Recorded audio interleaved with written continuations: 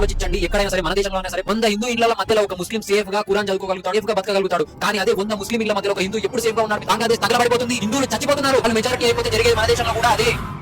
మన secular and democratic country అయిన ఇండియాలో మైనారిటీస్ సేఫ్ గా ఉన్నారా? 2025 రామ్ నారాయణ్ అనే దళిత వ్యక్తిని కొంతమంది ఆర్ఎస్ఎస్ కి చెందిన వ్యక్తులు చుట్టుముట్టారు. నేను బంగ్లాదేశీని కాదురా, నా దేశం భారతదేశం అని ఎంత చెప్పినా వినకుండా అతన్ని కొట్టి చంపారు. 2025 ఒక బట్టలమ్ముకునే వ్యక్తి నా పేరు మొహమ్మద్ అఖ్తర్ హుసేన్ అని చెప్పినందుకు అతన్ని మండుతున్న చెక్కలతో కొట్టారు. తన చెవిని, కాళ్లను, వేళ్లను కట్ చేశారు. శరీరంలో ఉన్న ప్రతి ఎముకను విరిచేశారు. తనను ఒక రూమ్ లోకి తీసుకెళ్లి తన ప్రైవేట్ పార్ట్స్ కి కరెంట్ పెట్టారు. తన యానస్ లో ఒక ఐరన్ రాడ్ ని గుచ్చారు. ఆ నొప్పికి తను స్పృహ కోల్పోతే అతన్ని రోడ్డు పైన విసిరేశారు. కేవలం భారతదేశంలో తన పేరు చెప్పుకోవడం వల్ల, మైనారిటీగా ఉండడం వల్ల అతను కూడా చనిపోయాడు. ఈ విధంగా మన భారతదేశంలో మైనారిటీస్ పైన ప్రతి ఇయర్ 947 ఇన్సిడెంట్స్ జరుగుతున్నాయి. ప్రెసెంట్ భారతదేశంలో మెజారిటీ పాపులేషన్ హిందూసే కదా మిత్రమా? మరి perfect democracy and strict laws ఉన్న నా భారతదేశంలో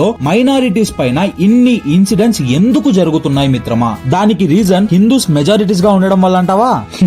నీకు నిజంగా భారతదేశం పైన అంత ఆందోళనే ఉంటే ప్రతి అమాయక వ్యక్తికి జరిగే అన్యాయం గురించి వాయిస్ రేస్ చేయి. అతను హిందూ అయినా, క్రిస్టియన్ అయినా, ముస్లిం అయినా, దళిత్ అయినా, ఎవరైనా సరే. కేవలం ముస్లింస్ వల్ల హిందూస్ కి ప్రమాదం ఉంది అనే భయాన్ని, ప్రాపగండాని క్రియేట్ చేసి నా భారతదేశాన్ని విడగొట్టకు మిత్రమా. భారత్ మాతాకి